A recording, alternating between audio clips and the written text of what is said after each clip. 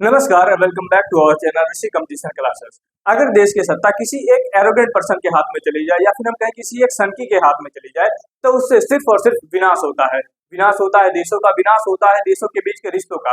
इस समय यही हो रहा है। इस समय सुपर पावर अमेरिका की कमान डोनाल्ड ट्रंप संभाले हुए हैं और इससे सिर्फ विनाश हो रहा है। इस समय जो डोनाल्ड ट्रंप है वो 2019 के डोनाल्ड ट्रंप नहीं है, ये अब बदल चुके हैं। इस समय इनकी वजह से सिर्फ विनाश हो रहा है हमारे रिश्तों का, इंडिया यूएस के रिश्तों का, और विनाश हो रहा है गाजा और यूक्रेन जैसे देशों का। इनके एरोगेंट की वजह से इतने सारी चीजें हो रहे हैं। अगर मैं आपको बताऊं तो इस समय एक ऑस्ट्रेलियन न्यूज जर्नलिस्ट था, उसने जो डोनाल्ड ट्रंप है उनसे ये पूछा कि क्योंकि डोनाल्ड ट्रंप एक बिजनेसमैन पर्सन है, उन्होंने पूरी दुनिया में ट्रंप टावर खड़े कर रहे हैं और उनकी जो पूरी फैमिली है वो बिटकॉइन में बहुत ज्यादा पैसा इन्वेस्ट की है, जिससे उनको बहुत ज्यादा फायदा हुआ। और अभी लेटेस्ट न्यूज की बात करें तो लगभग उनके परिवार को $5 बिलियन का एक प्रॉफिट हुआ है। तो ऑस्ट्रेलियन जो जर्नलिस्ट था उसने इससे पूछा डोनाल्ड ट्रंप से कि इस तरह से आप एक बिजनेसमैन भी है, इस तरह से प्रॉफिट हो रहा है आपके परिवार को, तो कहीं ना कहीं ये एक अच्छी बात नहीं है एक यूएस के सिटिंग प्रेसिडेंट के द्वारा। तो डोनाल्ड ट्रंप ये कहते हैं, उनका आप एरोगेंट इस बात से आप अंदाजा लगा सकते हैं कि अब इस समय वो कितने ज्यादा एरोगेंट हो गए। उन्होंने कहा कि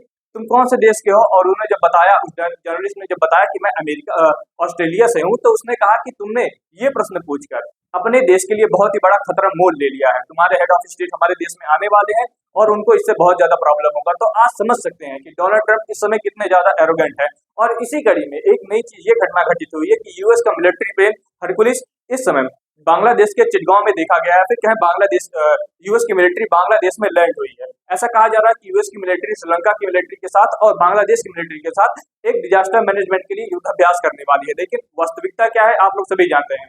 बांग्लादेश में 2024-25 के अंदर जो तख्ता पलट हुआ उसमें किस बड़े देश का नाम था और किसको पूरी दुनिया ने कोसा, ये भी आप जानते हैं। अब उसी कड़ी में एक नई चीजें आ रही हैं, भारत और अमेरिका के रिश्ते इससे ज्यादा और ज्यादा खराब होंगे। चिटगांव जो है वो इंडिया का और बांग्लादेश का और म्यांमार का एक समझिए ट्राई जंक्शन पॉइंट में, तो इंडिया के लिए वो बहुत ही स्ट्रेटेजिकली ज्यादा बहुत इंपॉर्टेंट है।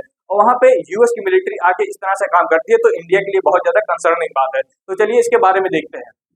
जो यूएस का हरकुलिस प्लेन है वो इस समय लैंड होता है बांग्लादेश की धरती पे, बांग्लादेश के चिटगांव में। और वहां पे उन्होंने कहा कि हम यहाँ पे क्या करेंगे, एक एक्सरसाइज कंडक्ट करेंगे। लेकिन इससे इंडिया की जो सिक्योरिटी है उसके लिए एक ही बहुत ही बड़ा खतरा आ जाता है। अगर हम बात करें तो इस समय न्यूज क्या है, तो US air force C-30 ICJ super Hercules transport aircraft at Shah Amanat international airport in Chittagong has intensified regional scrutiny. तो जो यूएस का हरकुलिस प्लेन है जो कि उड़ता है कहाँ से, जापान के एयरबेस से उड़ता है और आता है बांग्लादेश के अंदर और वहां पे लैंड होता है। तो ये बहुत ही ज्यादा कंसर्निंग बात जाती है इंडिया के लिए। The development कंसाइड with the commencement of Pacific angle. जो इंडो पैसिफिक रीजन में इंडिया सबसे बड़ा इंपॉर्टेंट देश है। अगर इस तरह की डेवलपमेंट होती है तो इंडो पैसिफिक रीजन में, इंडो पैसिफिक एंगल से ये बहुत ही ज्यादा कंसर्निंग बात है। ये रिश्तों को और ज्यादा खराब करती है।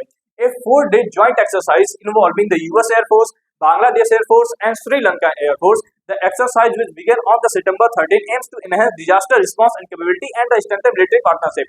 तो इस ऐसा कहा जा रहा है कि हम इसमें डिजास्टर मैनेजमेंट के लिए काम करेंगे और साथ ही साथ हमारे बीच की पार्टनरशिप बढ़ेगी। लेकिन वास्तविकता क्या होगी वहां पे देखा जाएगा। इंडिया के जो भी डिफेंस फोर्सेस हैं, जो भी एजेंसियां हैं, अब उसके ऊपर नजर रखी जाएंगी कि अब नया चीज क्या होने वाला है। क्योंकि अगर बात करें तो इस समय बांग्लादेश के अंदर जो कई सारे आतंकवादी संगठन थे जो कि शेख हसीना के टाइम पे एक समय आप कह सकते हैं कि डोरमेंट हो चुके थे, विलुप्त हो चुके थे, अब मोहम्मद यूनिस के टाइम पे वो फिर से रिवाइव हो रहे हैं, उनका रिवाइवल फिर से हो रहा है। आईएसआईएस ने एक बहुत ही बड़ी बम विस्फोट की प्लानिंग की थी हमारे देश के अंदर, जिसपे मैंने आपको पिछले वीडियो में बताया था।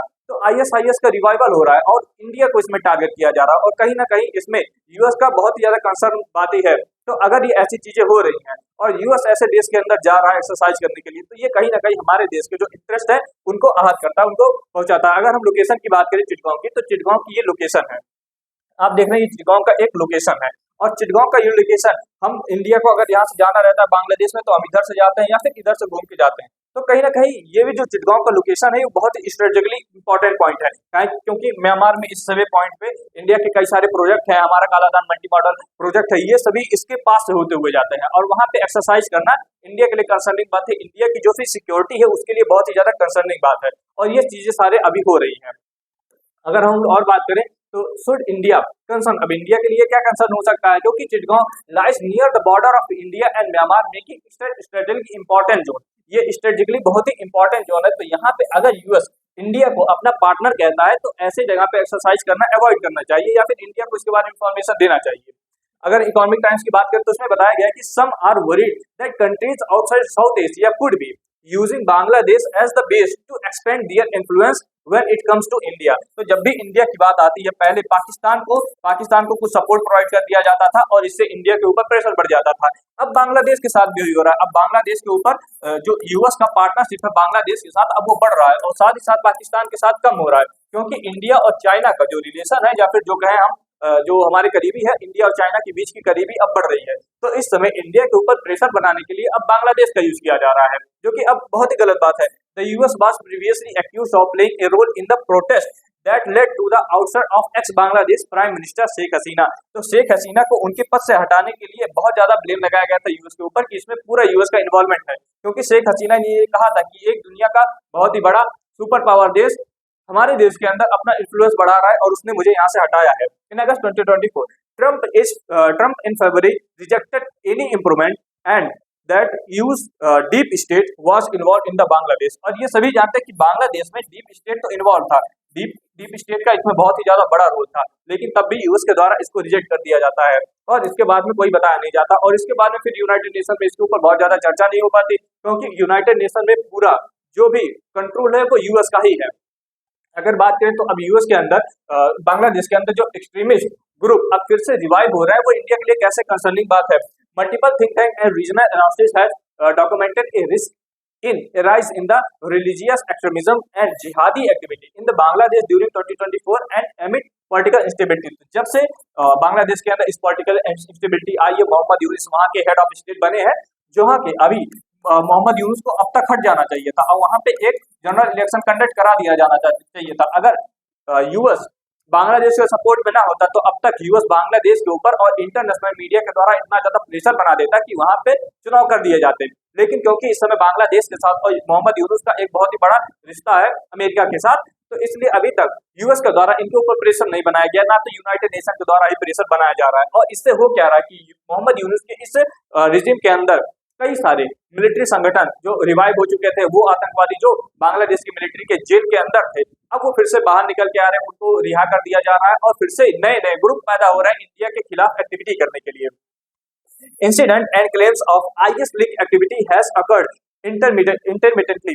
Analysts warn about the risk that instability can create a recruitment and the operation space of the military group. तो इन सारी चीजें अभी आपको पता होगा कि इंडिया के अंदर एक जो बॉम्ब ब्लास्ट की प्लानिंग चल रही थी, जिसके अंदर हमने 5 या 6 ISIS के सस्पेक्ट को पकड़ा था, जो कि कहीं ना कहीं ISIS से रिलेटेड थे और वो पूरे दिल्ली में कई सारी जगहों पे, मतलब पब्लिक प्लेसेस पे और वर्शिप प्लेसेस के अंदर जहाँ पे हमारे पूजा स्थल होते हैं, वहाँ पे आईडी ब्लास्ट करने की प्लानिंग बना रहे थे और वो उन सभी के लिंक ISIS से जुड़े हुए थे और उनके जो हैंडलर थे वो कहाँ पे बैठे थे, वो बैठे हुए थे बांग्लादेश के अंदर। तो ये सारी चीजें बहुत ही कंसर्निंग बात है और यूएस के द्वारा इस तरह से इंस्टांस लेना इंडिया के खिलाफ और बांग्लादेश के सपोर्ट में, ये हमारे लिए बहुत ही कंसर्निंग बात है। तो आई थिंक आपको सारी सिचुएशन समझ में आई होगी। अगर आपको कोई डाउट होता है तो आप कमेंट सेक्शन में हमसे बताइएगा, हम आपको इसका रिप्लाई देंगे। हम आपसे फिर मिलते हैं नेक्स्ट वीडियो में, तब तक के लिए जय हिंद।